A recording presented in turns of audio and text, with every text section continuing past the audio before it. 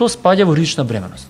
Почне жената да качува притисок, да развие гестатиски диабет, да се појави инфекција, да почне да се скратува грлото на матката, да има потреба да се става серклаш или... Кои се најчести причини кај мајката, а кои се најчести причини кај детето да треба порано да го извадиш, пример? Нарушување на функцијата на постелката, покачување на притисокот на мајката, оние гестози во бременост. Инфекциите. Колку се навистина страшни тие? Само грижата е многу битна и редовните контроли и бременоста да биде планирана. 2 плода, 3 плода, одма влегува високоризична, одма влегува. И тоа зависи, има различни типови и на близначна бременост. Онакви прашања има кои што дали смееме да летаме, дали не смееме да летаме, дали долго смееме да патуваме. Јас стално кажувам, патување ако е неопходно и да биде во цивилизација. Морам да ги спомнам и психолошки, емоционални. Сите треба да ја советуваме жената дека треба да ужива во бременоста, да се обиде да ужива. Тоа е еден убав период, физиолошки период од животот, со цел да добиеме здраво дете. Мали желба, сакам царски рез, некам царски рез. Значи најстрашно е кога ќе дојде жена во амбуланта и кога ќе рече ја дојдов и сакам царски рез. Треба да биде избор спонтано породување, ама ако нема некаква индикација јасна, ако постелката го препокрива, жената нема шанси да се породи спонтано, мора да се направи царски рез.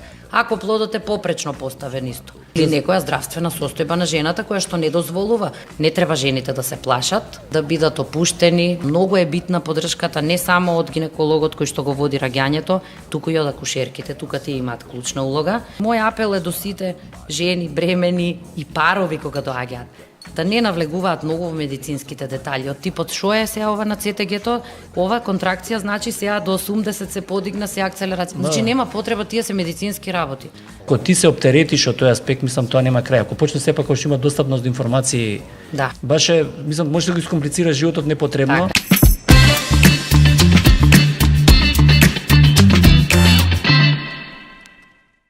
Почитувани гледачи, почитувани слушатели, добродојавте во мојата нова епизода на мојот подкаст. Денес ќе имаме тема која што е многу актуелна, мислам една можда од најстарите професии. Може требаше и порано да иде оваа специјалност, али еве во мојата 9-та епизода ќе зборуваме за гинекологијата и акушеријата, акушерството. Доста актуелна тема, мислам, дури кога ги спремав прашањата со мојата гостинка, не знаевме што попрво да напишеме, тоа што е толку опширна темата. За моје големо задоволство, мој денешен гостин е доцент Корнелија Данева Трајкова. Не знам, се знаеме многу години, пријатели, фамилиарни и така, и многу ми е драго што си дел од мојот подкаст. Може требаше и порано те викнам, ама и сега е добро што дојдете и благодарам што дојде да гостуваш во мојата емисија. Чадик, со задоволство. Многу ми е драго, секогаш зборувам со задоволство на оваа тема, за се што можам да помогнам да ја подигнеме свеста за здравието на жената, за добивање на здраво потомство, а особено со задоволство кога е во вакви, условно кажано, неформални услови. Да, мислам онака ќе ти биде интересно, бидејќи првпат сме во ваква ситуација, сме се дружели и сите ти работели. Так, да. Ми е драго што ќе успееме на гледачите и тоа многу наврати го спомнам дека нивото на кое што ќе разговараме мораме да го спуштиме за да може да не разберат, значи да не идеме со многу медицински термини. Так. Ние правевме еден цел шаблон што би зборувале, рековме ќе се насочиме само кон две теми, иако гинекологија е огромна. Ќе одиме за бременоста, значи онака што е едно најактуелно, можам да кажам, во однос на твојата специјалност, и за инфекциите. Гинеколошките инфекции, кои што исто така, значи не збориме за тумори, не збориме за инвитро, не збориме за тие работи кои што веројатно се некој нареден гостин тоа, али ова е толку голема тема да мислам дека ќе имаме баш еден интересен разговор. И онака што сакам да напоменам на почеток, со сите гости почнувам, значи како изгледа твоето утро кога ќе доеш на работа? Секој од нас гинеколозите, акушери, полека се насочуваме во некоја по-специфична субспецијалистичка област. Јас генерално работам со бремени жени, повеќе она што е акушерство, пренатална диагностика, следење на бременост, следење на високоризични бременности, скрининзи.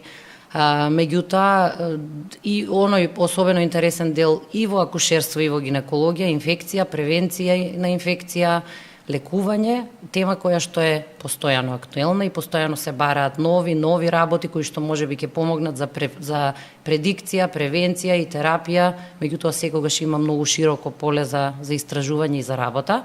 Нормално како гинеколог, акушер ги работам и сите оние, да кажам, базични гинеколошки акушерски процедури во однос на тоа што тоа е многу важно затоа што нашата работа бара имаме дежурства, има итни случаи и мора секој гинеколог акушер да знае да се справи со она што е базична и гинекологија акушерство, меѓутоа за субспецијалистички дел повеќе во таа насока. Да, ќе фатиме оној дел кај што ја и директно соработуваме, бидејќи последните години имаме навистина една одлична соработка во однос на тоа што ја што се занимавам и во однос на тоа што е многу битна твојата припрема пред да доеме кај мојата област. Но ќе почнеме со она базично што е. Значи, за гледачите да можат да разберат, па понатака полека ќе одиме, ќе навлеземе подлабоко во гинекологијата и акушеријата. Значи, кои се први знаци симптоми на бременост? Најбазично, најпочетно да кажеме. Интересно и актуелно прашање. Мислам дека и треба да знаеме, мислам баш тоа што кажа, треба да го дигнеме нивото луѓето на свесноста за тоа. Нормално дека сите веќе знаат дека еден од првите симптоми е изостанок на менструација. Меѓутоа, тоа кога зборуваме за жени кои што имаат редовна менструација, редовен менструален циклус, меѓутоа одреден процент од женската популација нема редовни менструални циклуси, па така не мора секогаш тоа да биде прв знак за бременост.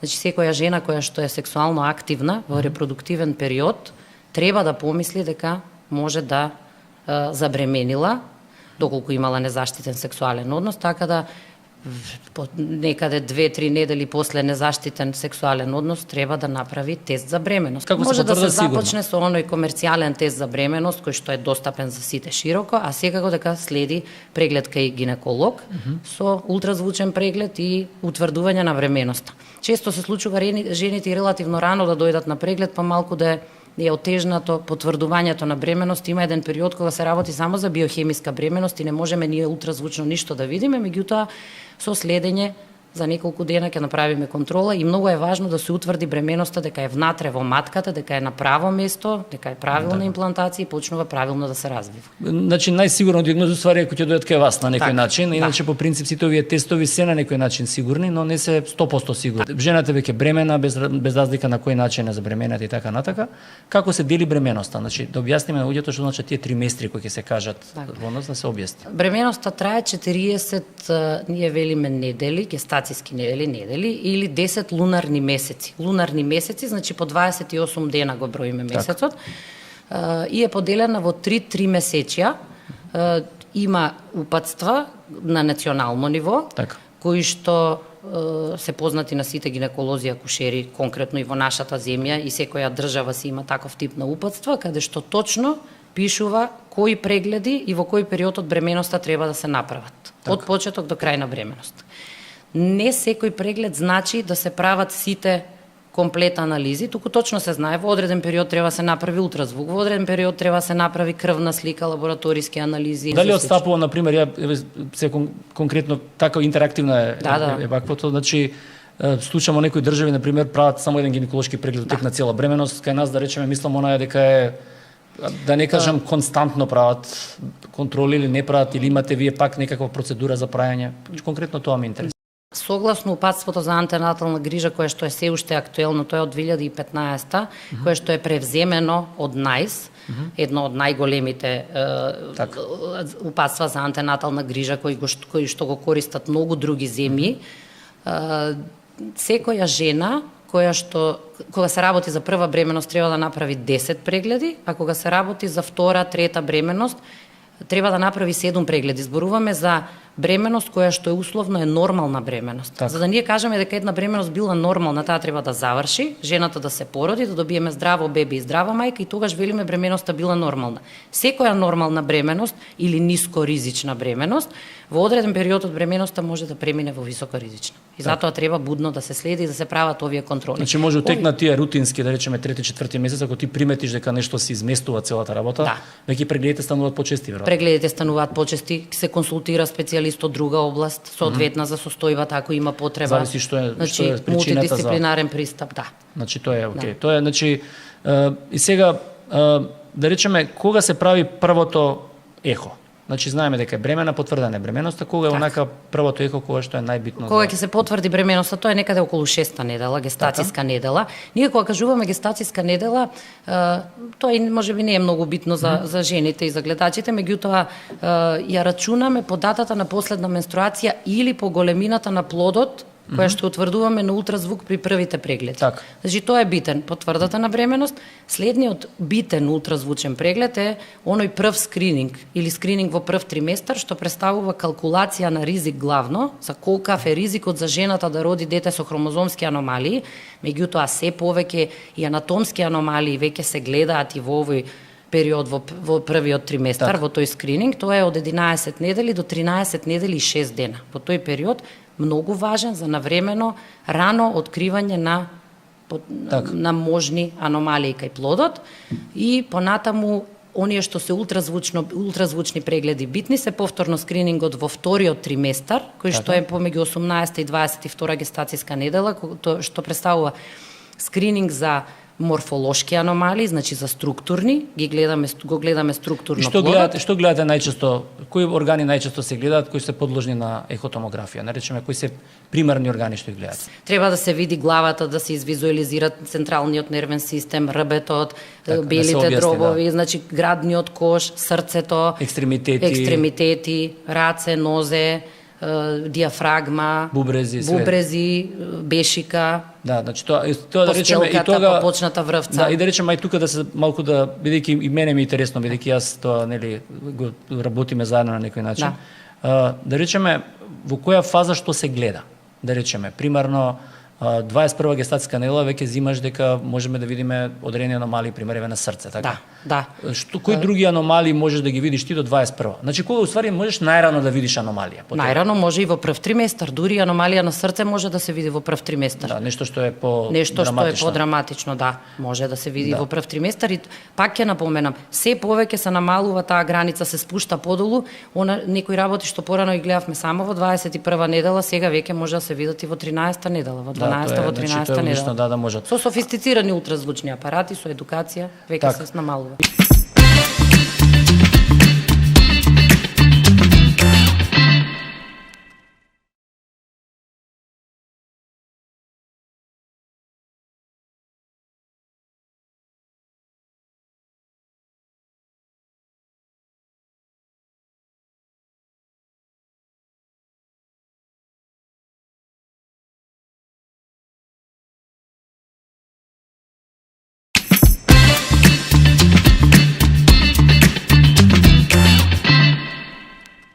Дали има разлика во однос на бројот на ехотомографски прегледи во однос на возраста на жената?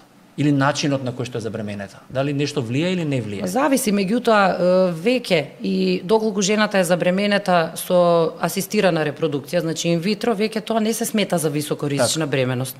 Поготово ако е прва бременост, ако нема некои ризици, хронични болести жената или нешто, некој плюс ризици кои што може да го отежнат или да го комплицираат текот на бременство, се прават тие генерално рутински прегледи.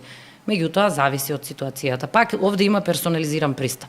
Кај секоја жена различно. Може ние да направиме некош и на 2 дена ултразвучен преглед. Не можам во моментот кога правам скрининг да видам убаво, не се прикажува бебето. Тешко е кога правиш скрининг. Бебето се движи, поготово за срцето. Бебето се движи, срцето се движи. А ти треба да ги фатиш сите тие пресеци кои што се важни за да можеш да кажеш нема мајорни аномалии. Нема мајорни аномалии. Тоа е многу сериозна работа и може да кажеме на жената дојдете за 2 дена, дојдете за 2 сати, дојдете за 5 дена, пак ќе повториме, ќе видиме. Или нешто сомнително, некоја промена што е на почеток, ама не сме многу сигурни, ајде за 1 недела, за 2 недели, фактор време и трпение.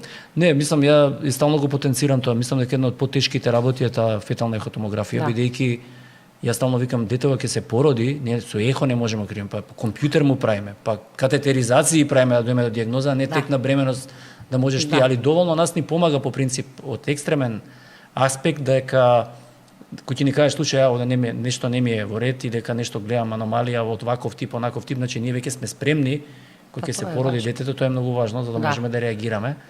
Тоа е важно, да. Целта на детектирање на аномалии не е само да се детектира аномалии и да се каже чекај ова не е инкомпатибилно со живот или нема да биде здраво бебето или да препорачуваме прекин на бременост, не, напротив. Значи битно е да се детектира аномалијата и да се припремиме кога бебето ќе се роди, што понатаму треба да се прави и да се припремат родителите. Што правиме во ситуација, дали се помести границата за за раѓање на деца во однос на возраст. Да, поместена е границата, се повеќе се почесто повозрасни жени Јас сеќавам, стануваат мајки, ми кажува она на времето, мислам, моите професори кои беа на гинекологија проѓаш ќе видат 28 години старородка, мислам до тој степен било на тој начин се потенцирало, сега мислам тоа е толку изместено веќе да беше порано 35 години граница некоја, дека над 35 години е многу поголем ризикот за раѓање на дете со аномалии, дека тоа веќе се сметаше за стара првородка или повеќе родка, независно сега тоа. Да, тоа е изместено, се мислам не. Да.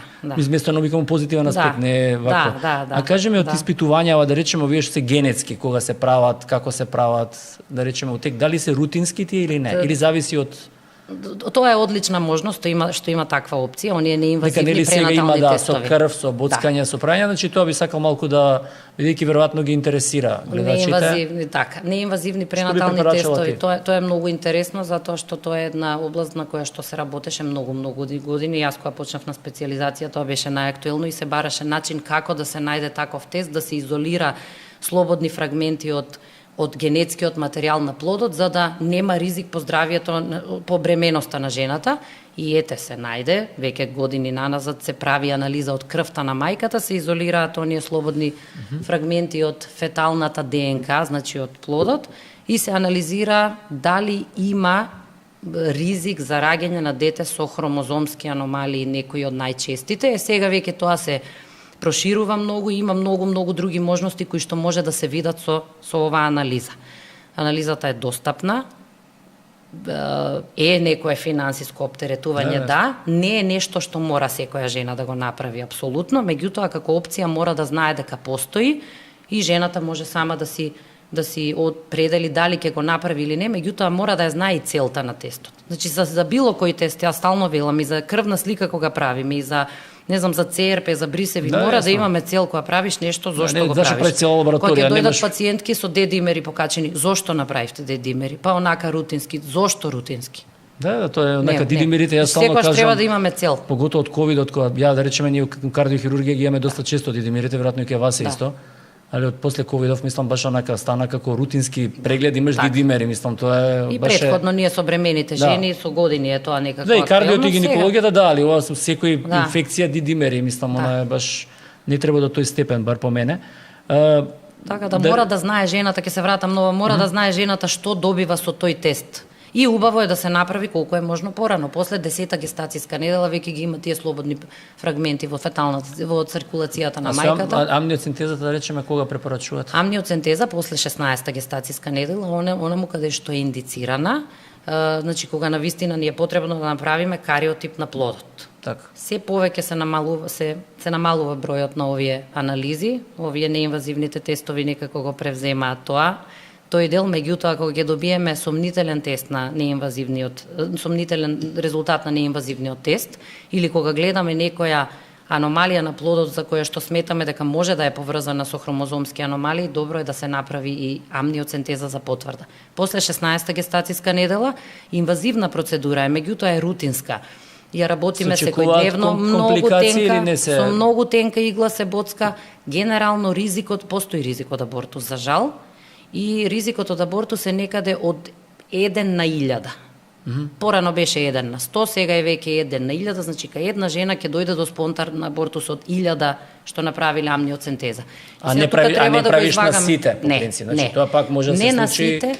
И знаеш кога сега избегнуваме на пример амниоцентеза кај жени кои што имаат условно кажано лошо акушерско минато или има знаци за инфекција и тогаш гледаш да го минимизираш ризикот колку е можно да е помал ризикот за да се одржи бременоста. Јас се сникам со секој дете што го оперирам со Даунов синдром. Да. И се од една страна бараш да се што повеќе државата да се уклучи во нивна инклузија, да се уклучат во системот и така натака, од друга страна кога откриеш треба да прекинеш бременост. И тоа е многу еден етичка дилема, бидејќи јас ти кажам, искрено ги обожавам тие деца, и кога се они само за љубов знаат, и сега ми било стално кога ќе откриеш самите дека има Даунов синдром, треба да прекинеш бременост, а од друга страна има голем број деца со Даунов синдром, има различни форми на Даунов синдром, Да. и тие се прекрасни деца и стално сум се прашувал, има една стварно голема етичка дилема во однос на тоа. Да, меѓутоа од веќе години наназад одиме кон тоа, ги советуваме жените. Жената мора да знае што се очекува и да видиме знаци суспектни за Даун. Така. 1% од децата со Даунов синдром, односно фетусите, немаат никаков знак на ултразвук. Значи ништо не можеме со ултразвук да откриеме. Така. Меѓутоа и да откриеме нешто што е сомнително за Даунов синдром, ќе ја објасниме на жената, ќе ја понудиме да направиме амниоцентеза. Така. Меѓутоа ќе ја кажеме што е целта. Ќе направиме амниоцентеза или прво неинвазивен тест може, па ако таму е сомнително, па ќе направиме амниоцентеза. Што ќе ја прашаме? Што ќе правите вие ако добиете резултат дека е Даунов синдром? Ќе правите прекин на бременост или ќе си го родите детето? И ако жената каже ќе го родам, шанса нема да правам прекин на бременост, која е поентата на крајот да се прави и амниоцентеза? Така, јасно. Броевме пред некој време, имам негде 40 на деца оперирано со срцеви мани со Даунов синдром. И баш онака ми било стално дискутабилно. Од една страна сакам да им помогнам за афирмација и за прифаќање од општеството на тие деца, од друга страна ако се открие па сакаш родителите ги прекинуваат бремено, значи онака е баш една етичка дилема.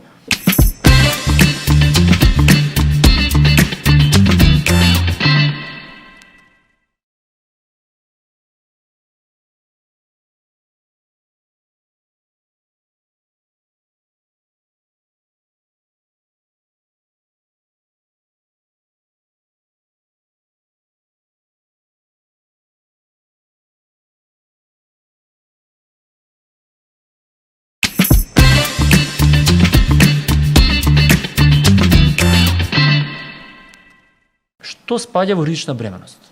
Што е рична бременост, уствари, кој се каже?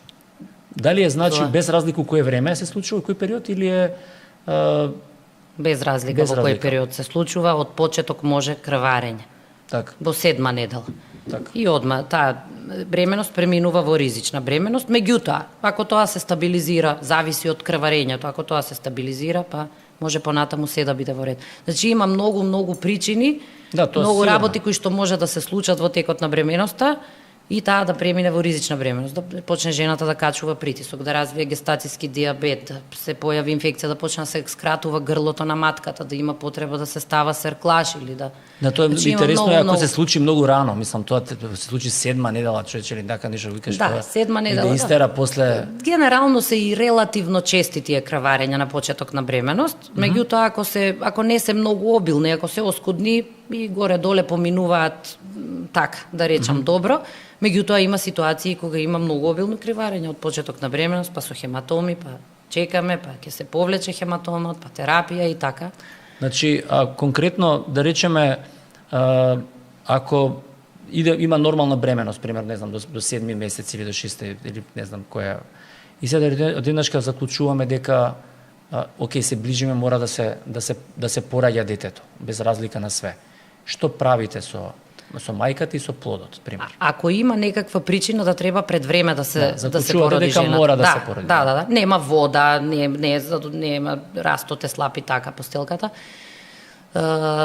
Доколку е под 34-та гестацијска недела, добро, уште многу одамна веќе тоа е воведено, даваме терапија за зреење на белите дробови на бебето. Белите дробови се најбитни во тој момент. Так. Затоа што ако тие не функционираат и ако се незрели, џабе ако се друго е зрело. Так. Значи имаме проблем со тоа, така да даваме терапија, тоа е кортикотерапија која што се дава 2 дена. И многу е важно во тој момент ако можеме да ја продолжиме бременоста барем тие 2 дена.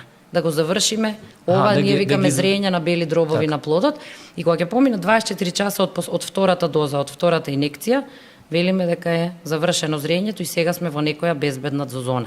Пак зависи која гестацијска недела е, меѓутоа плодот сигурно ќе биде позрел доколку помине овој период за кортикотерапија. Има ли долна граница, пример? За зрење? За зрење, да. Некаде од 26-7 гестацијска недела почнуваме. Тука многу треба да внимаваме затоа што не е добро да се повторуваат и овие зрења. А едно зрење не значи дека делува до крај. Значи зрењето има ефект 10 дена. После 10 дена треба пак да се повтори. Ама тоа не смееме да го повторуваме многу, туку еве еднаш, максимум 2 пати, ако стварно нешто не изненадува, па бременоста оди и понатаму, а сме биле сигурни дека ќе дојде до предвремено породување. Мора многу добра проценка да направиме и ако навистина има знаци за предвремено породување, тогаш да дадеме кортикотерапија. А која е горна граница кај што не треба да дадеш по тебе? Која е зоната безбедна? До 34-та гестацијска недела согласно упатствата, меѓутоа и меѓу 34-та и 37 гестацијска недела може да се даде зрење доколку докторот проценува дека е можно да се работи за екстремно незрел плод. Врз основа на ултразвучните параметри. Кои се најчести причини кај мајката, а кои се најчести причини кај детето да треба порано да го извадиш, пример? Нарушување на функцијата на постелката, почнува да се намалува околу плодова вода, почнува застој во растот на плодот. Така, ти се онака и тогаш мора да реагираш веќе. Да, исто покачување на притисокот на мајката, оние гестози во бременост, односно прееклампсија, хипертензивни нарушувања во бременост. Тоа се болести кои што се јавуваат само во бременост. Така. И навистина може за кратко време да го нарушат здравјето на мајката, не само со покачениот притисок, туку и комплетно метаболно нарушување и доаѓа до една ситуација кога мора леке само прекинување на бременоста. Да речеме, најмногу што се плашат кога се бремени од типот инфекциите, дали се вирусни или бактериски, колку се навистина страшни тие инфекции која бремена или онако ќе речат смее антибиотик да прима, не смеат антибиотик да прима, смее лекови, не смее, значи може да се страшни, да. Многу е важно уште пред бременост, затоа што битни контролите пред бременост. Жената да биде свесна за своето здравје, само грижата е многу битна и редовните контроли и бременоста да биде планирана. Кога е бременоста планирана, жената треба пред бременост да си направи испитувања за инфекции, и вирусни, и бактериски инфекции, генитални инфекции, и тогаш сме, да речеме, посигурни дека бременоста е помал ризикот, меѓутоа не значи дека не може повторно да настапи. Со редовни контроли е можна превенција. Со редовни контроли и со подигање на свеста на жената, да биде свесна во кој момент што треба да направи, дали треба да оди на гинеколог или може и самата нешто да направи.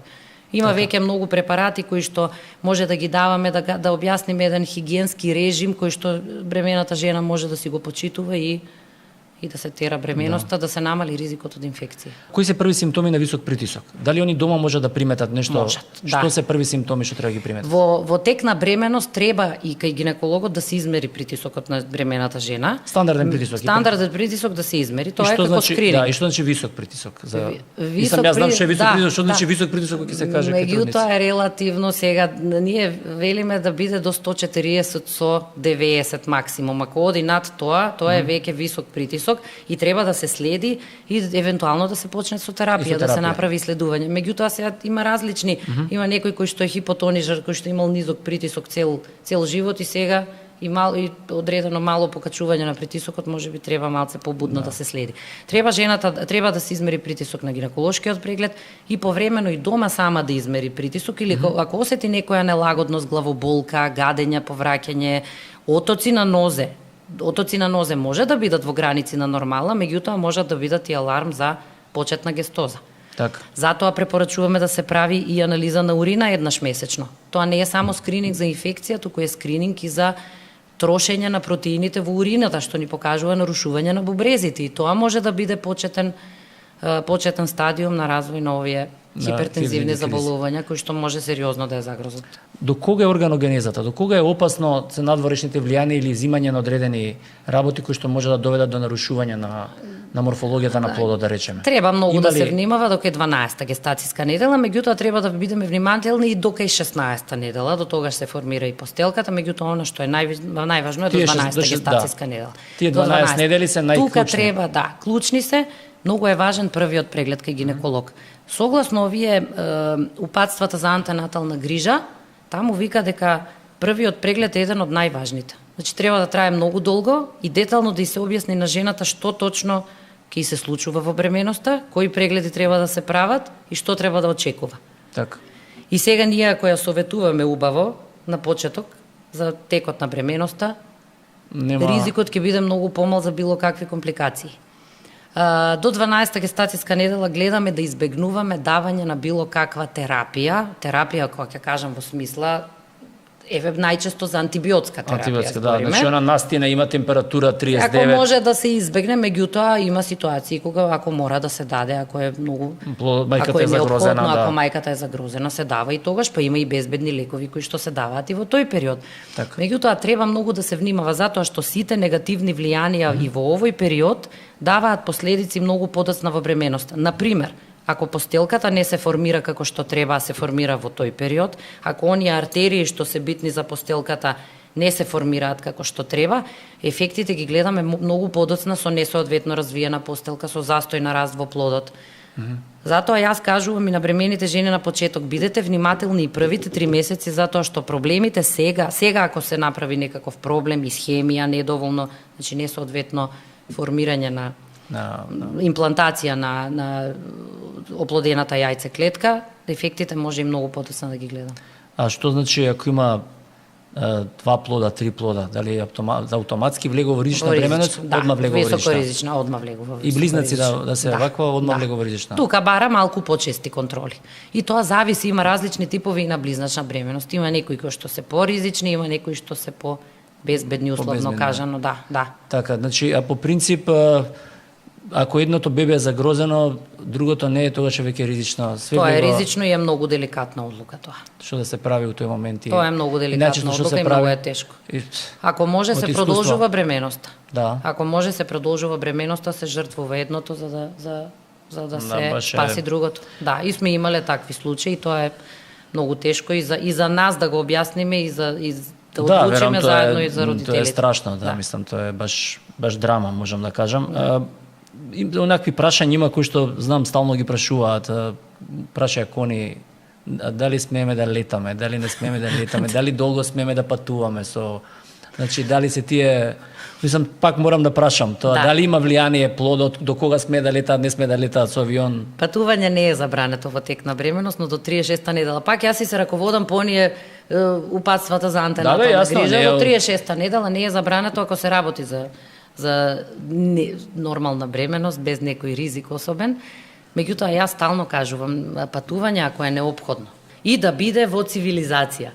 Да биде во цивилизација, кај што има болница, се може да се случи. Може би ризикот е помал во 7-ма, 8-ма недела на почеток и да се случи нешто, не дека кој знае што може, ретко, да речам, шансите се многу мали да се јави некое многу обилно краварење или некаква компликација, меѓутоа понатаму треба да си биде. Да си биде тука негде, да си биде тука, патувањето ако е неопходно, и пак ќе кажам, во цивилизација, кај што има болници.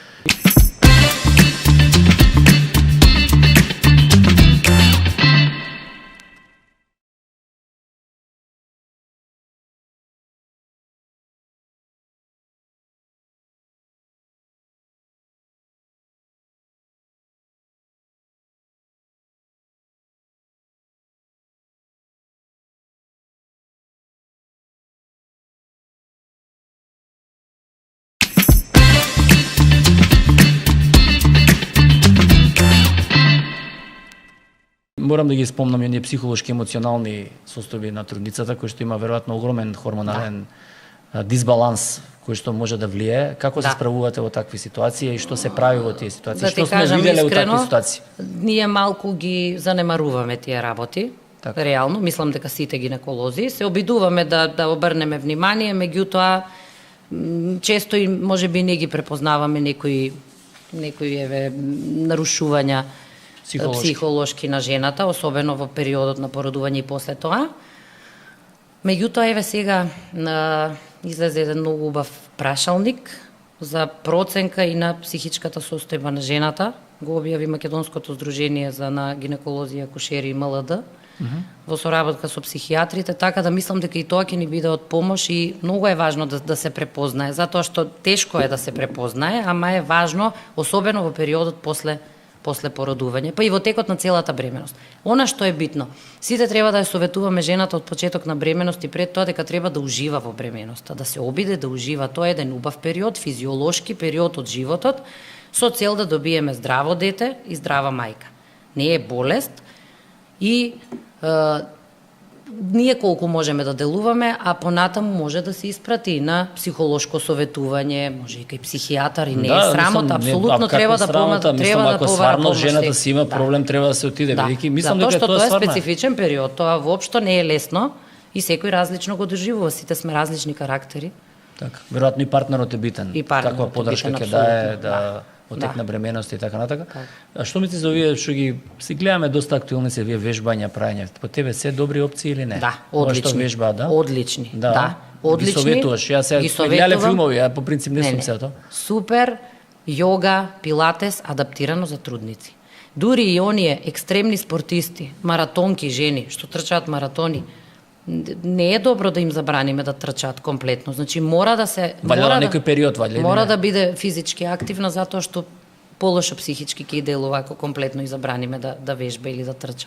Значи, ама да го адаптира тоа на бременоста. Нели има онакви ситуации се и мене ме интересира, пример исхраната.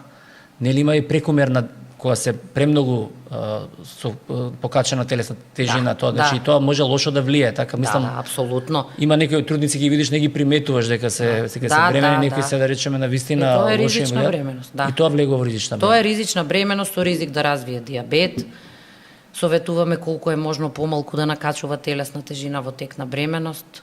Најубаво е ако може да се породи спонтано, ризики во тек и на царски рез и на операција и после тоа за раснување на рана. Нешто посебно храна се препорачува или нема стандардна? Храната треба да биде квалитетна, треба да биде квалитетна, треба да се внесуваат и протеини, и јагле, хидрати и масти, ама тоа да биде дозирано. Так. А нешто терапија се дава, некакви суплементи, нешто препорачувате или не? Суплементи во тек на бременост кај сите жени препорачуваме. Да, например? Фолна киселина задолжително. Сега веќе има комбинирани суплементи кои што се неопходни со микроелементи, со витамини, со минерали, но она што е апсолутно докажано дека има ефект е употреба земање на фолна киселина и тоа не само од почеток на бременост, туку дури и кај жени што планираат бременост, затоа што со употреба на фолната киселина се драстично намалени аномалии на централен нервен систем на плодот. Така, и тоа е многу битно да се прима. Тоа е многу битно, да. Супер, одлично, тоа е добро да знаат. И суплементи комбинирани кои што содржат и други елементи, има и витамин Д, и други витамини од Б група. Така да омега, зависи од исхраната, калциум ако не внесува млечни продукти, ако не внесува калциум, може и калциум дополнително да се внесе. Меѓутоа, генерално се тие безбедни комбинираните. Добро, ја себе би завршиле на крај за оваа тема, по принцип ја тераме бременоста без разлика у која гестатска недела и така натака. Кога се препорачува спонтано пораѓање, кога се препорачува царски рез, дека се тоа морам исто да кажеме, дали е обавезно царски рез, не е обавезно царски рез. Има ли желба, сакам царски рез, некам царски рез, мислам и тоа се мора да кажеме, бидејќи е секојдневица тоа се не. Што препорачуваш ти да речеме? Секогаш е број 1 треба да биде избор спонтано породување, ама ако нема некаква индикација јасна, ние велиме апсолутна индикација за царски рез. Што е апсолутна индикација за царски рез? Постелката да го препокрива каналот, значи маткиното устие, ако постелката го препокрива, жената нема шанси да се породи спонтано, мора да се направи царски рез. Ако плодот е попречно поставен исто, нема шанси спонтано со царски рез. Значи тоа се некои работи кои што или некоја здравствена состојба на жената која што не дозволува. И на бебето, и на бебето, да, и на жената. Може да имаме ние наод од некој специјалист од друга област дека жената не смее да напнува затоа што има ризик за одредени компликации во животот понатаму. Така да тоа се апсолутни индикации, тука нема дилема. Закажуваме царски рез најдобро околу 39-та гестацијска недела ако може да издржи до тогаш, ако не зависи од индикации исто. Меѓутоа се она друго што може да роди спонтано, треба да се советува дека е најдобро да роди по вагинален пат спонтано, природно, не треба жените да се плашат. Значи треба да бидат опуштени, на некој им е потребна и психолошка поддршка, многу е битна поддршката не само од гинекологот кој што го води раѓањето, туку и од акушерките, тука тие имаат клучна улога. Кај нас акушерката е постојано во текот на раѓањето, ние докторите доаѓаш, одиш, прегледуваш, ја гледаш бремената жена, меѓутоа онаа што има најблизок контакт е акушерката. Значи односот на акушерката во тек на раѓањето, помошта и жените да не се плашат. Значи најстрашно е кога ќе дојде жена во амбуланта и кога ќе рече ја дојдов и сакам царски рез. и зошто царски рез. Да. И почнува и генерално е многу тешко да ги разубедиш. Да. Најчесто тие што се фиксирани за царски рез многу често завршуваат и со царски рез за жал, меѓутоа има и ситуации кога ќе направиме муабет, ќе се предомисли и ќе се поради спонтано. Да, морам да кажам и на крај кои се компликациите од едното и од другото. Мислам, кои од најчести компликации? Сега сакам да кажам дека спонтаното раѓање да, меѓутоа па и не по секоја цена. Царскиот рез е одличен избор ако спонтаното раѓање има, ако не може спонтано вагинално да се заврши раѓањето. Не треба жените да се плашат ни од тоа. Има и друг екстрем, доаѓа и инсистира спонтано раѓање, еве запнува, не оди, не е добар плод, значи мора да го извадиме со царски рез. Техниките на царскиот рез се веќе толку софистицирани, условно да кажам се малтене минимално инвазивни, значи многу е поразлично од тоа ја кога почнував специјализација како работевме и сега како работиме. Да. Значи тоа е тука на место се имитира колку што е можно природниот процес на раѓање. Жената е со спинална анестезија, учествува во процесот, учествува, го следи процесот, поминува низ процесот, колку се имитира така да не треба ни од едното ни од другото да се плаши. Ама затоа се битни тие муабети со гинекологот, разговор. Како не, мислам мој апел е до сите жени, бремени и парови кога доаѓаат да не навлегуваат многу во медицинските детали. Од типот што е сега ова на ЦТГ-то, ова контракција значи сега до 80 се подигна се акцелерација. Значи нема потреба, тие се медицински работи. Нека си уживаат во бременоста. Па не, јас тргни од себе, мислам, јас која сум добро, ти си мајка, јас сум бил татко, цело да работя, ако бидејќи ја ги знам сите мани што може да ги има детето, ја толку се исклучив од тој аспект, викам, како ќе ми каже гинекологов, ни прашувам, кај што ја ги знам сите мани. Не само што ги оперирам дел од тие мани. Така. И онака, ако ти се оптеретиш од тој аспект, мислам, тоа нема крај. Ако почне сепак кој што има достапност до информации, кои што ги добиваш, мислам, стварно е онака, баш е, мислам, може да го искомплицираш животот непотребно. Така. Сега би отишла на втората тема, која што исто така доста актуелна, тоа се инфекциите. И сега тие инфекциите се, не знам како да кажам, баш се широка тема, многу различни протоколи, различни пристапи, различни мислења, иако се они стандардизирани веројатно на повеќе од ваша страна професионално, кои се најчести вагинални инфекции. Еве најбазично кои ти доаѓаат најчесто во амбуланта, пример. Најчесто кандида и бактериска вагиноза, ако тоа го сметаме еве за инфекција, тоа е едно нарушување кај што нема специфичен причинител. Има различни многу причинители кои што се дел од нормална флора и во даден момент предизвикуваат инфекција. Тие се горе-доле најчести. Меѓутоа нормално се среќаваме и со други инфекции, за генитални инфекции. Да, речеме кандидата причина. Зошто би добивале? Кој најчесто Не е е сексуално пренослива инфекција. Тоа да расчистиме, не е сексуално пренослива инфекција, едноставно некои жени имаат таква склоност, често знае да букне кандида, се третира, рецидивантна е, често се праќаат симптомите. Еден од ризиците е влажна средина, со костими за капење, на базени, влажна средина, тоа. Меѓутоа, не само што треба да се истретира, затоа е многу битно кај жени кои што имаат ваков тип на инфекции, да им се даде совет за хигиенски режим, за да тоа се превенира. А тоа е можно. Многу се ретки оние случаи кои што многу често се појавува и може ли бидат опасни или се само е локално тоа? Генерално се локално, во ретки случаи кај генерализирани кандидијази, ама возраст битна или во репродуктивна возраст се јавуваат. Најчесто. А може предизвикаат проблеми за бременост? Да мора да се реши? Па генерално не. Ама добро е да се реши претходно, затоа што кога веќе има кандида, тоа може да биде одлична подлога за развој на други инфекции. Има ли разлика помеѓу се примети преку габичната и бактериска инфекција? Значи правиш како се прави во амбуланта? Како откриваш дека е? Многу е важен клиничкиот преглед. Така, примарно. Значи клинички преглед е примарно. И за лечењето, за дијагноза и за лечење на инфекции мора да има и персонализиран пристап. Да, ние имаме некои упатства, генерално терапија, што, кога, како се дава, меѓутоа персонализиран пристап тука апсолутно.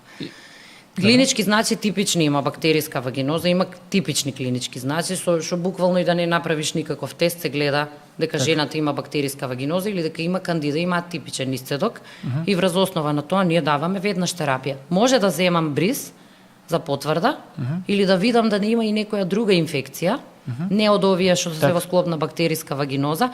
Меѓутоа, во моментот кога има бактериска вагиноза и кандида и има јасни знаци за тоа, па не ми е ни толку битна другата инфекција, затоа што морам прво ова да го истретирам, па потоа да видиме, веројатно со тоа можеби би се истретирала и таа Ешерихија коли, ентерокок и така натаму, оние што не се сексуално преносливи исто. Так. Значи може да едно на друго накалемето и едно по едно ги третираме, микробиолошки брисеви земаме ако има потреба. Може да дадеме терапија па да причекаме или не? Да. Знаат да бидат досадни, што вика, досадни. Да. И тоаш пристапот знаат да завршат у болници или не? Не, во болница не, претежно се третираат и генерално се третираат локално, меѓутоа и со промени во животниот стил. Тука е многу битно, за да не се појавуваат повторно, лечиме и понатаму даваме совати. Сега барем има многу препарати достапни со млечна киселина, кои што гелови со млечна киселина, кои што возможуваат закиселување на вагината и тоа е превенција за бактериска вагиноза. Пробиотици, внес на пробиотици, меѓутоа не внес на пробиотици една недела, 2 недели, не. Значи внес 2-3 месеци, долгорочно. Може со некоја кратка пауза, меѓутоа долгорочно, затоа што основа е да се колонизира убаво гастроинтестиналниот тракт, за да може да се колонизира и вагината. Еден од начините за колонизација со добри бактерии на вагината е тој. Така. А да речеме, значи, има ли некаква од овие инфекции, ќе збориме после за ХПВ, за папиломот, кој хуманиот папилом, значи, од овие други инфекции кои што знаат да завршат у болница, пример? Да завршат, да имат... Да, има инфекции кои што се најопасни, вака ван овој ХПВ што е? Значи, има инфекции кои што најчесто почнуваат од гениталии, меѓутоа, може и по друг пат да стигнат до до горниот дел на гениталниот тракт, значи до тубите, до јајниците, и тука да направат сериозни абсцеси, гнојни колекции, кои што бара лекување во болница и вадење на тие гнојни колекции. Так. Значи има и такви. Имале такви? Има такви, да. Претежно има дел од овие инфекции кои се локализирани само на долниот дел, има дел на кои што ги напаѓаат јајниците и така натака, значи по принцип претежно ако се правовремено се реагира, она би требало да немаат последици никакви со добра терапија, веројатно не ни гледаш веќе тешки форми или се уште редовни, значи со редовни контроли ќе се фати на време и да има некаков проблем. Или на жената кога доаѓа на редовни контроли ќе се објасни, ќе се даде совет, не мора ако е малку зголемен вагиналниот секрет да доаѓа одма на доктор. Так. Има препарати што може ден-два да проба да ги користи, ако тогаш нема некое подобрување, може да дојде да се направи преглед. Ма зборувам за жени кои што прават редовни прегледи и кои што имало проблеми, веќе сме дале некои насоки.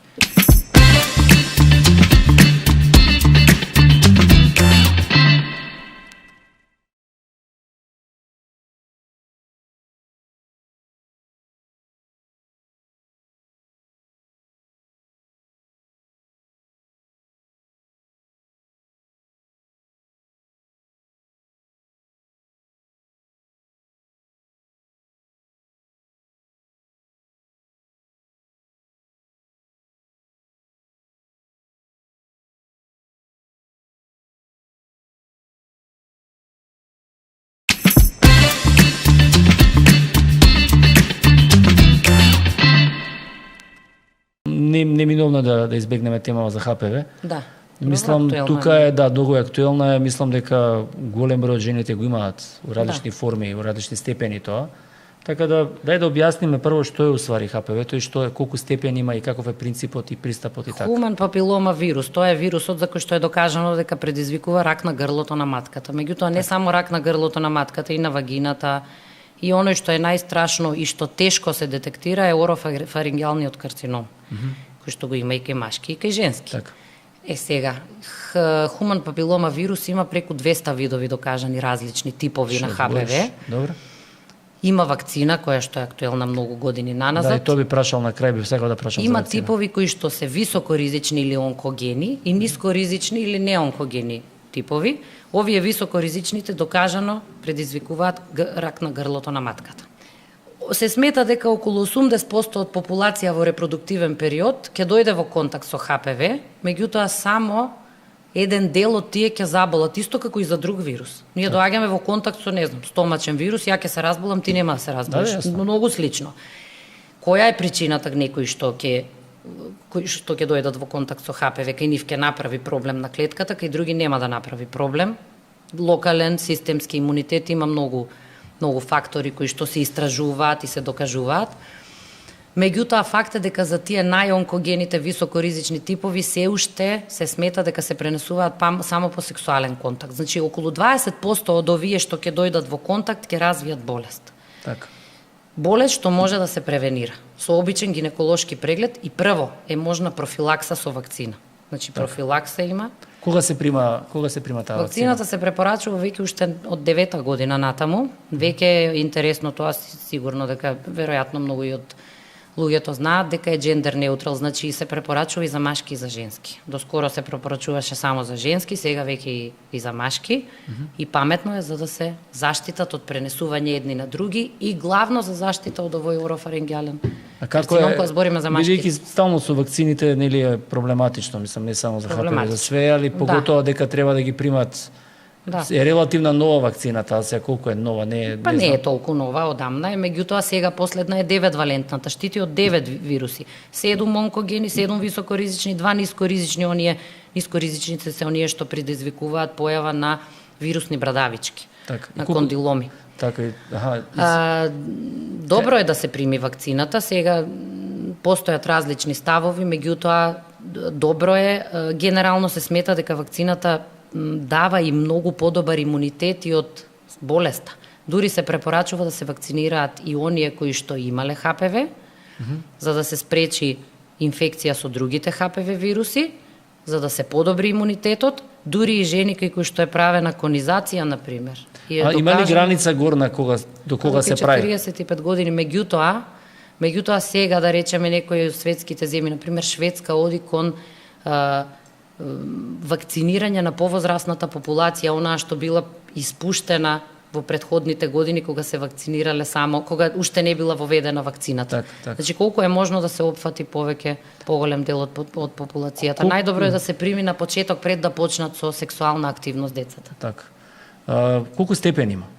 Колку градации има на ХПВ? Не, ХПВ предизвикува преканцерозни или предракови состојби на грлото на матката, со тоа што ќе напоменам, ракот на грлото на матката е еден од ретките карциноми кои што има вакви премалигни лезии, кои што доколку ги детектираме, а многу лесно се детектираат, и ги третираме, жената е комплетно излечена и ќе спречиме појава на рак. Еден од ретките ракови е тоа.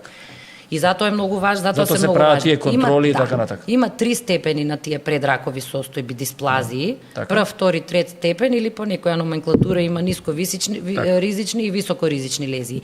Кога ќе детектираме високоризична лезија на ПАП суспектна, ние прво взимаме ПАП тест, тоа е скрининг тест, кај што правиме анализа само на клетките, тоа го прават патолозите, само анализа на клетките, и ако видат дека има некаква промена, следната диагностичка процедура е биопсија и ендоцервикална киретажа, значи да се земе парче од ткивото за да направиме анализа на ткиво, не само на една клетка, и веќе имаме диагноза дали е тоа дисплазија од прв степен, од втор степен или трет степен, или CA инситу уште задржан карцином инситу.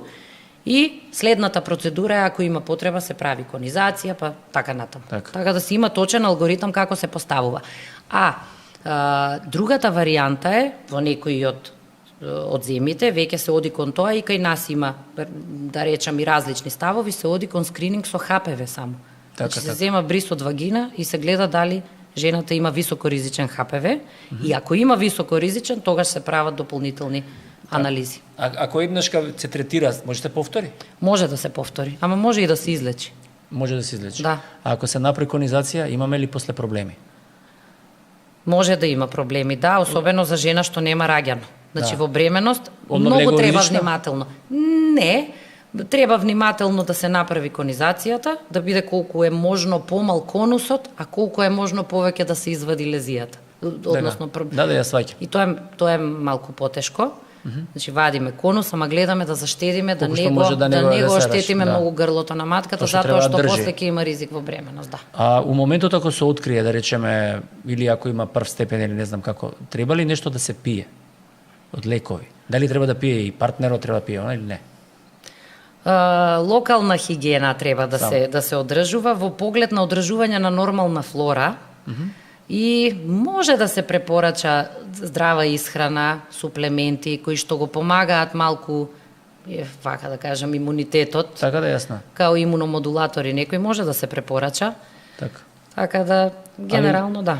Значи, да речеме, дали може да добијат ваков вирус кои што немале сексуален однос за сега? За високоризичен ХПВ за сега Не. Може да имаат, ама не може да имаат високоризичен. Со високоризичен се пренесува по сексуален контакт. Кони, не знам, ја мислам дека фативме баш онака една голема тема. Да. Зачнавме голем број на интересни работи. Мене ми беа, мислам, стварно интересни, кои што сега не сме вака, кога ги слушам некој, чим не прашувам многу прашања, внимателно те слушам и мене ми станува интересно. Нешто ако сега ти да додадеш по принцип, што нешто промашивме, не знам, ја сега вака мислам дека поголем дел од работите ги фатим, али нешто еве ти што би му кажала на крај интересно нешто. Да, јас како дел и од Сдруженијето за хуман микробиом да спомнам, тоа е многу актуелна работа. Кога спомнавме веќе и за превенција на инфекции, пробиотици не спомнавме, многу се актуелни и факт е дека треба да бидат актуелни, многу интересни работи бидејќи следам има во однос на истражување на микробиомот, секојдневно излегуваат податоци од сериозни студии дека и како оние добри, не само бактерии, и вируси, и не знаеме што точно се микроорганизми во нашето тело, може да имаат многу позитивен ефект во сите делови на организмот, не само во гастроинтестиналниот тракт, туку не само во гениталниот тракт, туку и во мозокот, и во окото, и во увото, и на кожата, секаде, така да медицината веќе се стреми кон тоа да се одржува нормална флора секаде во организмот, за да може да се превенираат болестите, па така и еден од начините, например, на превенција на ХПВ, на превенција на генитални инфекции, е одржување на нормална флора на вагината. Флора, односно нормална средина.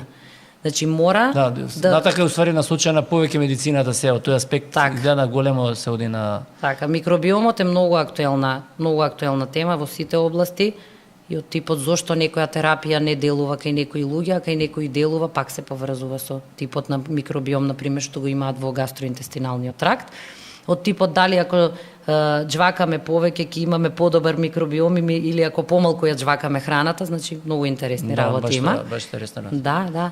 Така да има сега можност. А се Македонија има здруженија за тоа имате веќе. Да, здруженија во склоп на Македонско лекарско друштво и сме активни така. Само гинеколози се таму или не? Не, од сите. Тоа е мултидисциплинарно здружение, микробиолози од сите области. Да, мислам ја знам, ама да чујат, мислам ја од сите области има и сите се добре дојдени за соработка и за подигање на свеста за микробиома. Се надевам се ќе слушнат и ќе се приклучат поголем број на луѓе. Кони, фала ти многу што беше гостин на мојот подкаст. Мислам дека баш ми е драго и мислам дека имавме одлична емисија и нашите гледачи и слушатели ќе долова тоа што ти го работиш и што е многу актуелно и се надевам дека ќе придонесеме и кон свеста на жената повеќе да се грижи за сопственото здравје, за бременоста, за инфекциите и така натака, па и мажите, не само не само жените, така да ти благодарам што беше гостин во мојот подкаст. И се гледам на работа, имаме сега неколку пациенти, така да денове, така да. Благодарам и јас уживав на вистина, така да. Баш ми е драго. Не беше тешко. Не. Супер беше. Ко на испит, Да, така. Океј. Почитувани гледачи и слушатели, ви благодарам за вниманието. Се гледаме другата недела со нов гостин.